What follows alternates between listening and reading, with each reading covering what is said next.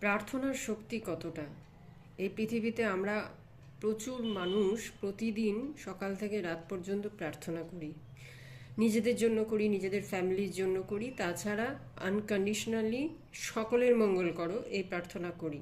আবার অনেকেই দেখবেন ঈশ্বরে বিশ্বাসী নন, কিন্তু তাদেরও কোনো জীবনে খামতি নেই। ঈশ্বর তাদের কোনো না কোনোভাবে ভরিয়ে রেখেছেন, কিন্তু তারা ভগবানে বিশ্বাসী নন। তাদের ভরিয়ে রেখেছেন কেন জানেন? কারণ কেউ না কেউ এই পৃথিবীতে তাদের জন্য আনকন্ডিশনালি প্রার্থনা করছেন। হতে পারে সেটা আপনি বা আমি বা অন্য যে কেউ। আপনার জীবনেও আপনার যেটুকু ভালো সেটা আপনার কর্মের জন্য হতে পারে।